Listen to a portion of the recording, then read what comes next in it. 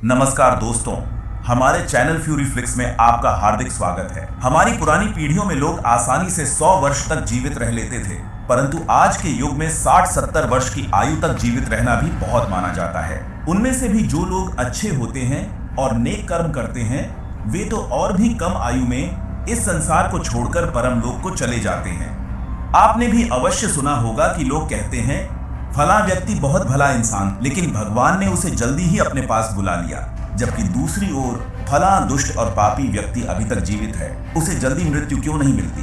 तो आखिर इसका कारण क्या है कि अच्छे और भले लोगों की मृत्यु जल्दी हो जाती है, जबकि बुरे, दुष्ट और अधर्मी लोग लंबा जीवन जीते हैं? आज की इस प्रस्तुति में हम इसी प्रश्न का उत्तर खोजने का प्रयास करेंगे। संपूर्ण जानकारी के लिए वीडियो के अंत तक हमारे साथ बने रहिए। हमारे पौराणिक ग्रंथों जैसे गरुड़ पुराण के अनुसार किसी व्यक्ति का जन्म होने से पहले ही यह निर्धारित हो जाता है कि उसका जन्म कब होगा, कहाँ होगा, वह किस माता पिता की संतान बनेगा, उसका विवाह किससे होगा और उसकी मृत्यु कब, कैसे और कहाँ होगी। संसार के सभी धर्मों में मृत्यु को अटल सत्य माना गया है। प्रकृति के नियम के अनुसार जो पैदा हुआ है उसे एक दिन मरना अवश्य पड़ता है। आपने देखा और सुना होगा कि कई महान व्यक्तित्व अल्पायु में ही अपने अच्छे कर्मों के कारण समस्त संसार में प्रसिद्धि प्राप्त कर लेते हैं और कम उम्र में ही इस संसार से विदा हो जाते हैं। इसी तरह हमारे और आपके कई परिजन ऐसे रहे होंगे जो बहुत भले इंसान थे, जिन्होंने जीवन में कभी किसी का बुरा नहीं किया, किसी को सताया नहीं, फिर भी ईश्वर ने उन्हें जल्दी ही अपने पास बुला लिया। उनके अच्छे कर्मों के फलस्वरूप उन्हें लंबा जीवन मिलना चाहिए था, लेकिन ऐसा नहीं हुआ, बल्कि सब कुछ इसके विपरीत हुआ। आखिर ऐसा क्यों?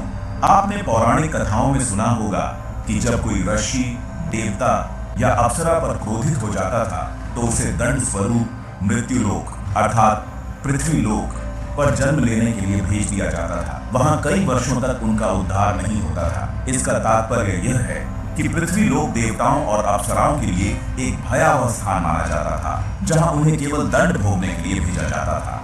ऐसे में वे गिड़गिड़ाकर प्रार्थना करते थे, मुझसे भूल हो गई, कृपया मुझे क्षमा करें और उद्धार का उपाय बताएं। इसके अतिरिक्त मृत्युलोक अर्थात पृथ्वी लोक का दूसरा पहलू यह भी है कि यहाँ कई देवताओं ने अवतार लिया है और दुष्टों का विनाश करके सज्जनों का कल्याण किया है। कहने का तात्पर्य यह है कि पृथ्वी लोक न तो पूर्णतः अच्छा है, न ही पूर्णतः बुरा। इसे एक कर्म भूमि कहा जा सकता है, जहाँ कर्मों के अनुरूप ही आगे की यात्रा तय होती है। जब कोई व्यक्ति इस मृत्यु लोक पर जन्म लेता है तो यहाँ की मोह माया उसे अपने जाल में फंसा लेती है। इसके कारण ये लोग हमें बहुत प्रिय लगने लगता है और यहाँ के लोगों से हमें प्रेम और मोह हो जाता है। इसीलिए हम इस लोक को छोड़कर जाना नहीं चाहते। यदि हमारा कोई प्रियजन इस लोक को छोड़कर चला जाता है तो हमें अत्यधिक दुख होता है। जब कोई व्यक्ति मृत्यु को प्राप्त होता है तो उसकी जीवात्मा यमदेव के पास जाती है, जहां उसके अच्छे और बुरे कर्मों का लेखा जोखा होता है। यदि जीवात्मा ने पृथ्वी लोक पर बुरे कर्म किए हों और अन्य लोगों या प्राणियों को सताया हो तो उसे अगला जन्म प्राप्त होता है। साथ ही पूर्व जन्म में सताए गए लोगों का हिसाब किताब चुकाने के लिए उसे लंबा जीवन काल दिया जाता है। वहीं यदि किसी जीवात्मा ने पूर्व जन्म में अच्छे कर्म किए हों लेकिन कुछ बुरे कर्म किसी कारणवश हो गए हों तो अगले जन्म में उन बुरे कर्मों का हिसाब चुकाने के लिए उसे कम समय का जीवन दिया जाता है। कई लोग कह सकते हैं कि अच्छे कर्म करने वालों को लंबी आयु मिलनी चाहिए और बुरे कर्म करने वालों को छोटी आयु, लेकिन परमात्मा ने जो नियम और व्यवस्था बनाई है वह अति उत्तम है, क्योंकि इस मृत्यु लोक पर जीवन बिताना जीवात्मा का परम लक्ष्य नहीं है। जीवात्मा का परम लक्ष्य है पवित्र बनकर मोक्ष प्राप्त करना। जब हम नया जन्म लेते हैं तो हमें अवसर मिलता है कि हम अच्छे कर्म करके अपने परलोक के स्तर को सुधारें, लेकिन बुरे कर्म करके हम उस स्तर को और नीचे गिरा लेते हैं। इसके कारण मृत्यु के बाद भी हमें मुक्ति के लिए लाखों करोड़ों कल्पों तक पाप कर्मों की सजा भोगते हुए प्रेत रूप में भटकना पड़ता है।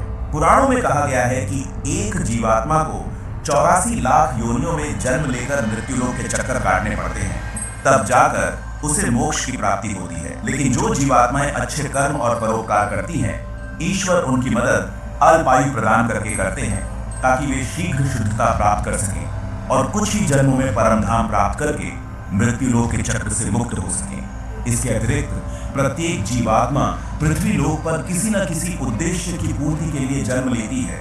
जब वह उद्देश्य पूर्ण हो जाता है तो परमेश्वर उसे अपने पास बुला लेते हैं लेकिन ऐसा भी नहीं है कि जो लोग लंबा जीवन जीते हैं उन्होंने केवल बुरे कर्म ही किए हों। यदि वे अभी तक जीवित हैं तो इसका अर्थ यह भी हो सकता है कि उनके जीवन का उद्देश्य अभी पूर्ण नहीं हुआ है। हमें आशा है कि आप समझ गए होंगे कि अच्छे लोगों की मृत्यु शीघ्र क्यों हो जाती है। हमारे जिन परिजनों की मृत्यु जल्दी हो गई वे पवित्र आत्माएं थीं। जितने समय तक हमें उनका स्नेह मिला वह हमारा सौभाग्य था।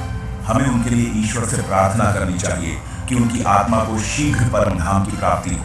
प्रिय दर्शकों, यह थी हमारी आज की प्रस्तुति। आपको हमारी यह प्रस्तुति कैसी लगी कृपया कमेंट करके हमें अवश्य बताएं। हमारे चैनल को सब्सक्राइब करके हमारा सहयोग करें। धन्यवाद।